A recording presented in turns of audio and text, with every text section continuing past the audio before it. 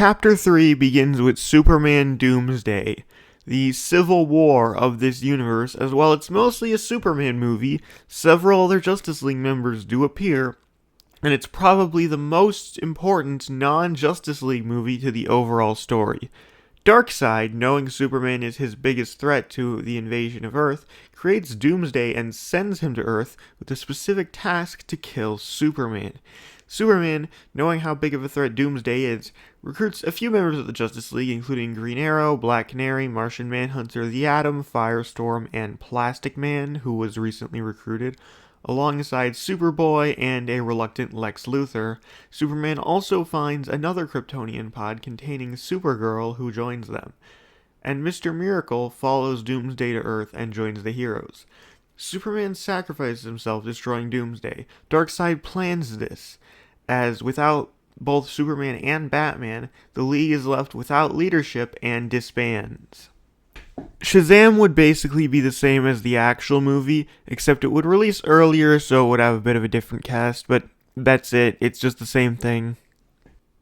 Aquaman and the Lost Kingdom would be similar to the actual movie, except without Black Manta, because he was already a villain in both of the previous Aquaman movies. Instead, Kordax and the Lost Kingdom itself get a lot more focus, with Scavenger as a secondary villain, serving a smaller version of Black Manta's role in the actual movie. Also, Tempest would be introduced.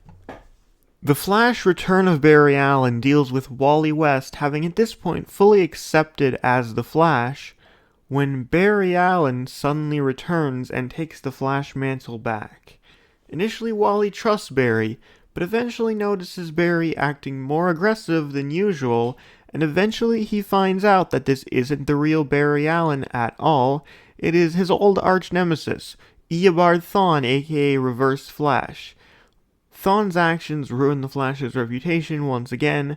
While fighting Reverse Flash, Wally reaches his full potential and becomes faster than Barry. Thawne is sent back to the future. Wonder Woman 3 would have Cersei as the main villain, because the script that the original Wonder Woman in Chapter 1 was very loosely based on actually included Cersei, but not as a villain. Instead, she was going to be one of the Amazons, I think.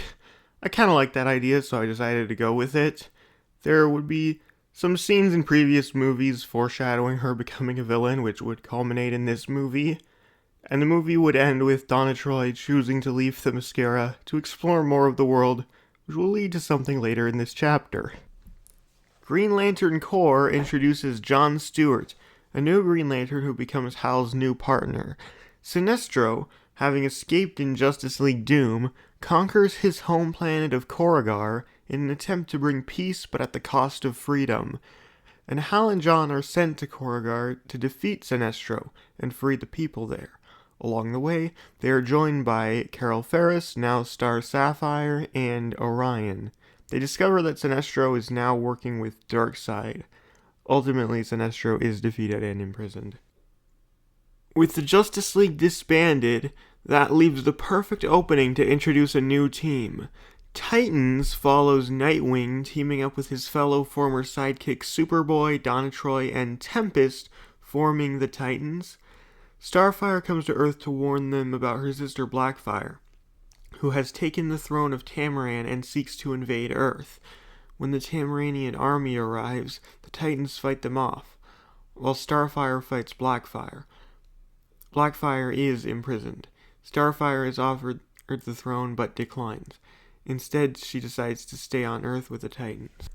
A bit of a street-level breather before the big finale starts, Green Arrow and Black Canary Vengeance is essentially just Arrow Season 5, but condensed into movie form, with the only members of Team Arrow being Green Arrow, Black Canary, and Arsenal, who is introduced here. Also, Deadshot would appear as a secondary villain.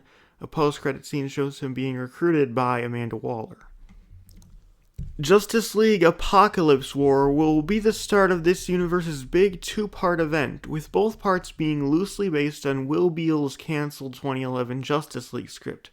The movie begins with Darkseid massacring the entire Green Lantern Corps, except for Hal Jordan and John Stewart, who escaped to Earth to warn the other heroes. They arrive in the Batcave where they meet Batman and Batgirl. Batman gets the Justice League back together along with the Titans, now joined by Arsenal, as Darkseid and his army arrive. Darkseid seeks the anti-life equation, which is revealed to be contained in Martian Manhunter's mind. The heroes try their best, but without Superman's leadership, the Justice League are defeated. Darkseid manages to capture Martian Manhunter and extract the anti-life equation. He then takes control over a majority of Earth, including resurrecting Superman under his control, with a group of survivors taking shelter in the Batcave. Suicide Squad takes place simultaneously with Apokolips War. During the Darkseid invasion, Amanda Waller assembles a team including Deadshot, Icicle, Cheetah, Black Manta, Bizarro, Count Vertigo, the Turtle, and Kite Man, who fight a smaller scale battle as part of the larger Darkseid war against Steppenwolf. Most of the team die, but those deaths don't really matter for reasons I'll get into later. The remaining members of the team defeat Steppenwolf right as Darkseid acquires the anti-life equation. Justice League Final Crisis takes place a year after the events of Apokolips War.